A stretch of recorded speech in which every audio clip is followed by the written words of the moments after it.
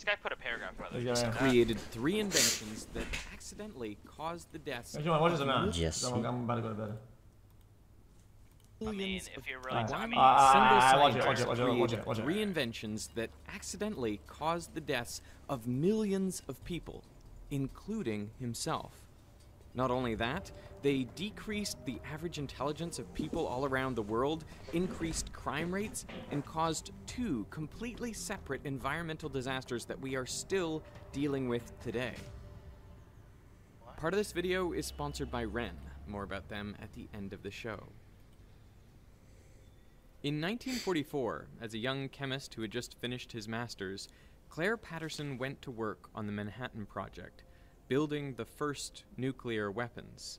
His job was to concentrate uranium-235, the fissile fuel for bombs, from the much more common uranium-238. And this required huge machines, mass spectrometers, which separated the 2 types of uranium by their slight difference in mass.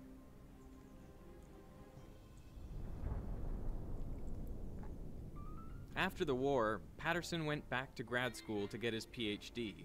He picked a research project that would take advantage of his experience with mass spectrometers, measuring the age of the Earth. Radioactive rocks are effectively clocks. Uranium-238, for example, decays into thorium, and then protactinium, and then 12 more decays, until it ends up as lead-206, which is stable. The rate of this decay is consistent and can be measured. It takes 4.5 billion years for half of a sample of U-238 to decay into lead-206. Patterson's PhD project was to determine the age of the Earth by measuring the ratio of uranium to lead in primordial rocks. But to That's kinda calibrate his cool, instrument, actually. first he used zircon crystals whose ages were known. Zircon is ideal for this purpose because when it forms, it contains trace amounts of uranium, but absolutely no lead. So any lead that you later find inside a zircon, you know must be the product of a uranium decay. Now, Patterson was tasked with measuring the lead content, That's and another cool. student, George Tilton, measured uranium. What is he holding it though? Tilton's Oh, uranium it's only measurements lead were in his fine. one. They matched predictions. But Patterson's lead measurements were all over the place, and they were many, many times higher than they expected. We take George's uranium and my lead. Not right, Patterson. There was lead there that didn't belong there. So where What? was all this extra lead coming from? That mystery would take over the rest of Claire Patterson's life and bring him to the literal ends of the Earth. In 1908, a woman was driving across the Belle Isle Bridge in Detroit when her car stalled. A passing motorist stopped to help. In those days, cars needed How to did be they film this? hand-cranked. Oh, watch to this, watch start. this. He knelt down and turned the crank. The engine roared to life, a little too suddenly. The man couldn't get out of the way. The crank Call hammer hack hit him in to the the face next and dude. broke his jaw. Go. He died as a result Wait, of his what? injuries. Sorry. I His didn't name know that. was Go, one tap, Byron sir. Carter, and he was the founder of his own car company, so he was well connected in the Detroit auto scene. He counted among his close friends the founder of Cadillac, Henry Leland. Leland was so distraught didn't over his mean to friend's laugh. I death didn't know that he he died. resolved to eliminate hand cranks from his vehicles. Leland hired Charles Kettering to create a self-starting car, and by 1911, he had a working prototype. Hand cranking was difficult and dangerous, and best left to men. But a car that started itself changed everything. The world's first crankless car was the Cadillac Model 30. It was much more powerful than cars before it. It had a top speed of 45 miles per hour and 40 horsepower, double the Ford Model T. This video is crazy. The Model 30 was a Yeah. huge success for Cadillac, doubling the company's annual sales. But it had a problem. It was deafeningly loud. In internal combustion engines, a piston compresses the fuel-air mixture, which is then ignited by a spark from the spark plug. The expanding hot gases push the piston back down. The problem with the Model 30 engine was it compressed the fuel-air mixture more than previous models. So much, in fact, that often the fuel would spontaneously combust before the spark from the spark plug. So rather than orderly, perfectly timed explosions, you'd get multiple haphazard combustions leading to turbulent pressure waves inside the cylinder. The resulting sound led the problem to become known as engine knocking. Knocking wasn't just hard on the ears, it hurt the engine's performance. It reduced power output and lowered fuel efficiency. The vibrations also damaged the piston and walls of the cylinder, shortening the life of the engine. The good news was that engine knocking could be corrected by changing the fuel. Different fuels can withstand different levels of compression before detonating. And here comes the lead. N-heptane, for example, will spontaneously combust under only a little compression. Isooctane, on the other hand, can withstand a much higher compression ratio before it Is that why at gas auto-ignites. stations it's So Yeah, it's lead much and less lead, likely yeah. to cause knocking. To quantify how much compression a fuel can withstand, scientists came up with the octane rating system. They arbitrarily set isooctane to have a rating of 100 and N-heptane a rating of 0. Now, real fuels aren't made up of only these two ingredients. They're a mix of lots of different hydrocarbons, but the octane rating tells you what mixture of octane and heptane gives equivalent performance. For example, 98 octane fuel can withstand the same compression as a mixture of 98% octane and 2% heptane. Now, I'm going to take a little bit of 98 octane fuel and put it in this piston, and when I compress it, nothing happens, which is exactly what you'd expect. This fuel can withstand a lot of compression. Diesel has an octane rating of 20, so it acts like a mixture of 20% isooctane and 80% N-heptane. If I put a little bit of diesel in there, let's see what happens with the same compression ratio. Oh. Cool. Okay. There you go. You get a little explosion in there. That's because this is a low octane fuel. I mean, that's what diesel's meant to do. You compress it and it ignites. But you don't want this sort of fuel in an engine with spark plugs. The reason fancy cars demand It high fucks the engine octane up, fuel though. is to Yep. prevent knocking in their high compression, high performance engines. Kettering wanted to find an additive which would increase the octane rating of ordinary fuel and eliminate knocking in high compression engines. So he hired 27-year-old engineer Thomas Midgley Jr. Midgley experimented with all sorts of compounds, from melted butter and camphor to ethyl acetate and aluminum chloride. He later wrote most of them had no more effect than spitting in the Great Lakes. Ethanol was an interesting exception. It did stop the knocking, but you needed a lot of it, about 10% of the fuel mixture for it to be effective. That much ethanol would be expensive and hard to turn a profit on. Just use more butter than Midgley was really after an additive that was cheap, easy to produce, and effective even at low concentrations. So he kept trying. Then he hit on tellurium. It worked wonderfully as an anti-knock agent, but it had a terrible smell. You couldn't get rid of it by changing clothes or bathing. His wife was so offended by the stench that he had to sleep in the basement for 7 months.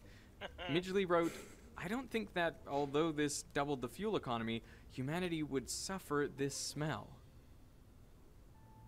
On December 3rd, 1921, after 5 years of working on the problem, Midgley found what he thought was the perfect solution: tetraethyl lead. That's a lead atom right there in the center. This additive was exactly what he was looking for. It stopped the knocking, it didn't smell, it was cheap to produce and readily available. Best of all, you only needed 1 part in 1,000 for it to be effective. In a call to Kettering, Midgley said, "Can you imagine how much money we're going to make with this? We're going to make $200 million, maybe even more." That is over $3 billion in today's dollars. Now, for his discovery, the American Chemical Society gave him the prestigious Nichols Award, and they asked him to do a series of public talks, but Midgley declined. He and Kettering patented the process for making tetraethyl lead, and they called their new additive ethyl, perhaps so it might be confused with another common additive, ethyl alcohol. They made no mention of lead. Then they teamed up with 3 of America's largest corporations, General Motors, DuPont, and Standard Oil of New Jersey, to form the Ethyl Corporation. Their marketing was brilliant. No man can look at the amazing record of accomplishment here in this research division without confidence that these men are going ahead with an eye to the future. looking for new facts and principles which will make things better and make life easier for all of us.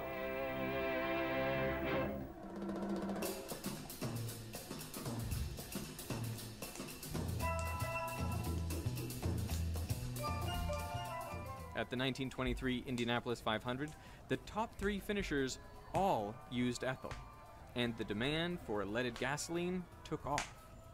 To keep up, Ethyl Corporation had to build a new chemical plant in New Jersey, but the project began terribly. Within 2 months of operating, dozens of workers fell ill with lead poisoning. 5 of them died. To address the public outcry, Midgley held a press conference, and there he poured tetraethyl lead onto his hands, and he inhaled it for a full minute. He claimed he could do this daily without harm. But Midgley knew the dangers. The reason he had turned down the public talks was because he spent much of 1923 in Florida, where he himself was recovering from lead poisoning. He didn't go anywhere near his company's product if he could help it. Lead is dangerous even in small doses. It mimics calcium in our bodies, so there's no efficient way to get rid of it. And like calcium, lead can be stored in bones for years, meaning it can continue to poison the body long after the initial exposure. The organ most sensitive to lead is the brain. Lead breaks down the myelin sheath around axons and prevents the release of neurotransmitters. That's why common symptoms of lead poisoning are headaches, memory loss, and tingling in the hands and feet. And children are particularly susceptible. It's called the myelin lead sheath. exposure can cause permanent learning disorders and behavioral problems. And the dangers of lead had been known for hundreds of years. Already in 1786, Benjamin Franklin remarked that lead had been used for far too long, considering its known toxicity. You will observe with concern how long a useful truth may be known and exist before it is generally received and practiced on. Bezad. He would have been aghast to learn that nearly 150 years later, scientists planned to add lead to fuel. Doctors and public health officials from MIT, Harvard, Yale, and the U.S. Health Service wrote to Midgley and warned them against producing tetraethyl lead. They called lead a creeping and malicious poison and a serious menace to public health. Their concerns were dismissed.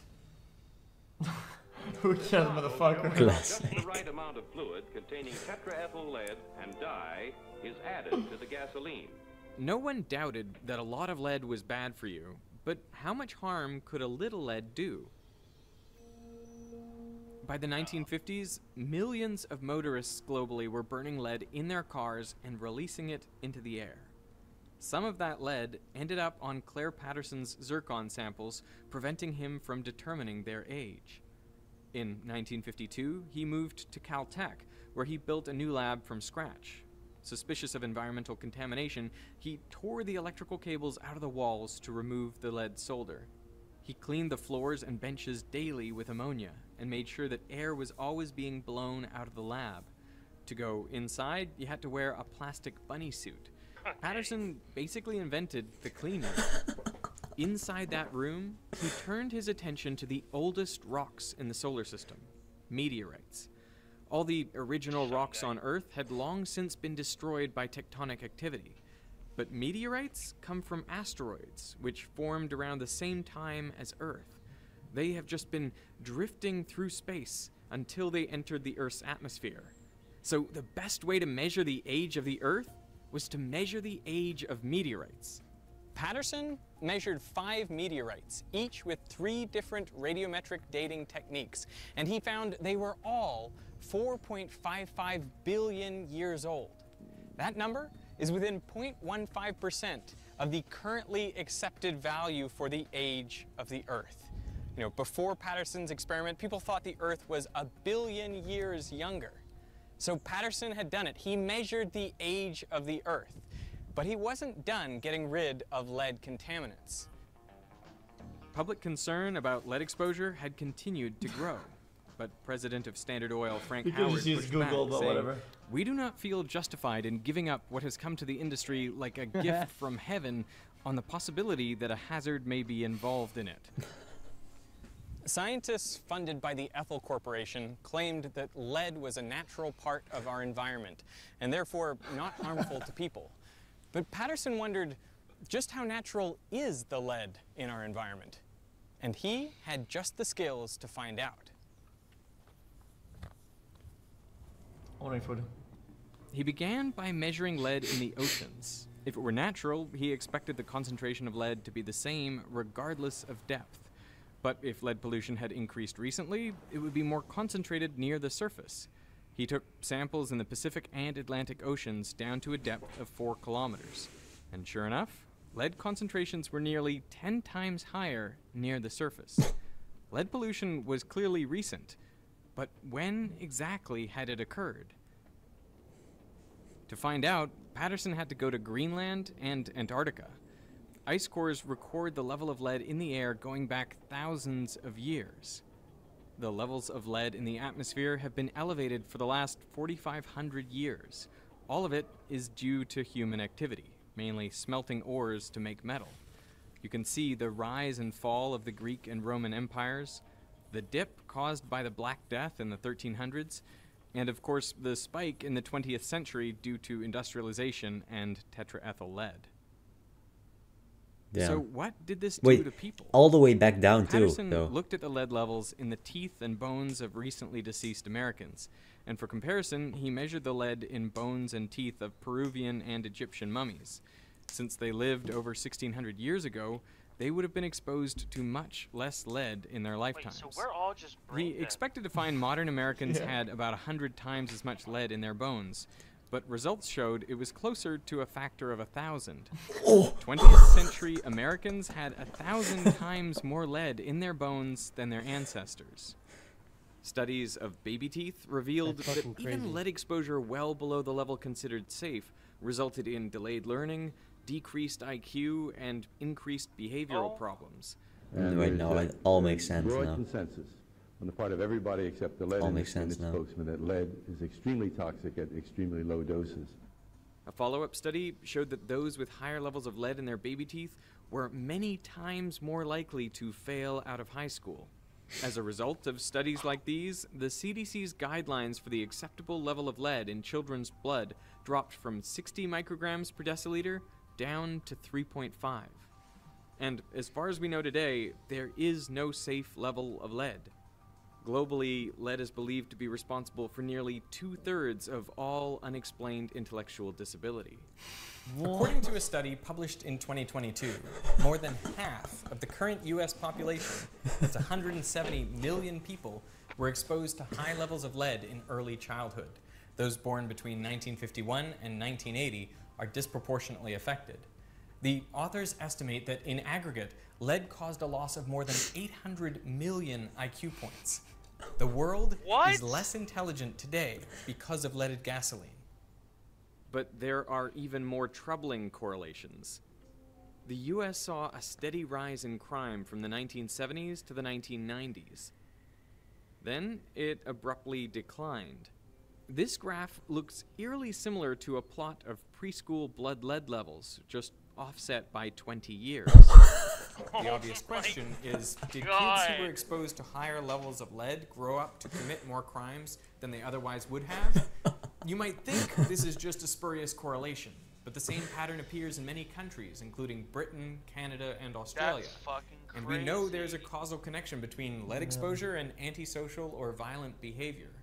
A study of 340 teenagers found that those who were arrested were 4 times as likely to have elevated lead in their bones than similar demographic controls who didn't have run-ins with the law. Now, this doesn't mean that lead is responsible for all of the increase in crime, but it's very likely responsible for some of it. Now, it's tough to estimate the precise death toll of lead. One of its lesser-known effects is a hardening of the arteries, leading to increased cardiovascular disease. A study from 2018 found lead was likely responsible for 250,000 heart disease deaths per year in the US. Assuming a constant rate over the past century, that amounts to 25 million deaths in the US alone. Globally, the figure may approach 100 million. Most of those deaths are due to Midgley's decision to put lead in gasoline, a substance he knew firsthand was toxic, but he did it anyway to maximize profits. And This guy's the real world killer.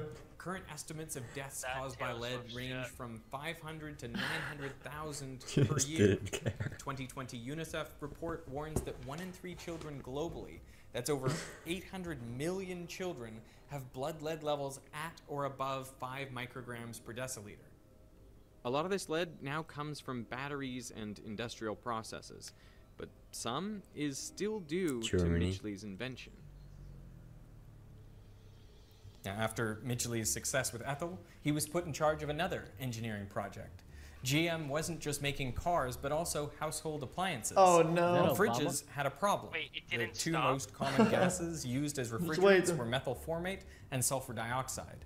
One is highly toxic, the other is flammable. Midgley was tasked with creating a safer alternative, and in 1928 he developed a non-toxic and non-flammable refrigerant, dichloro-difluoromethane. GM called this new product Freon, and to demonstrate Freon's safety, during the unveiling at the American Chemical Society, Midgley inhaled a lungful of this gas and blew out a candle. In the following decades, CFCs like Freon became very popular and were used as solvents and aerosols.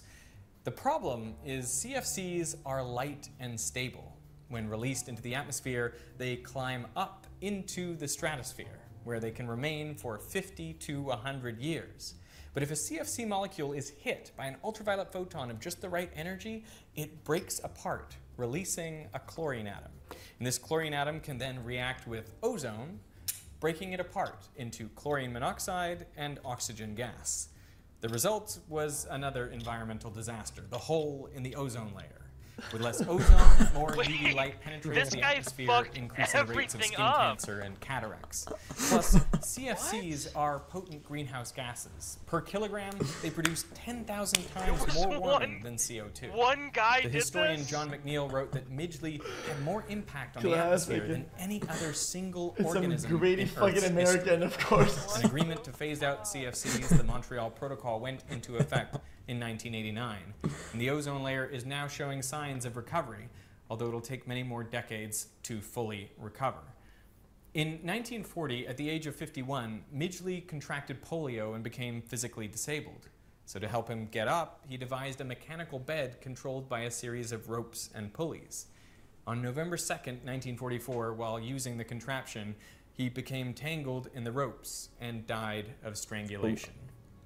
What actual, Thanks to the work of Claire Patterson, it became clear that the lead in our environment is not natural.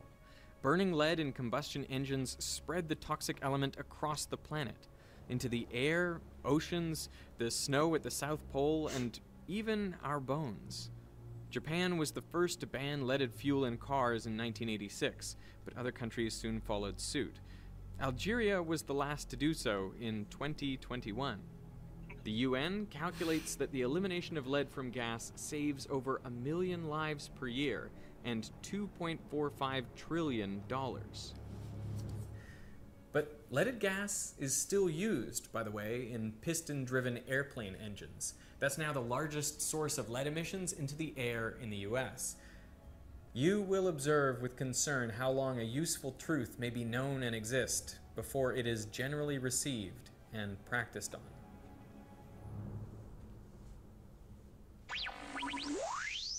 Taylor Bro, Swift. this video fucking blew my mind that it was When literally I just one first guy. learned about Thomas Midgley and Claire Actually, just the one same guy. guy made the hole in the ozone layer too. Like, how do you keep fucking up so bad?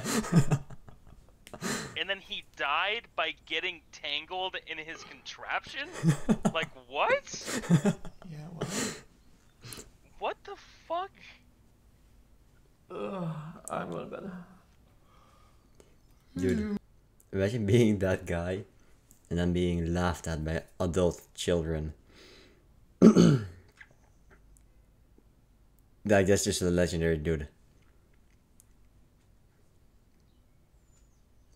Yeah, it's like the one thing you want to be remembered and laughed at when you're 1,050 years old. I bet they're gonna remember that guy because this guy made a video about it, and this guy laughed at it, and this guy also laughed at it, and Jesse, of course.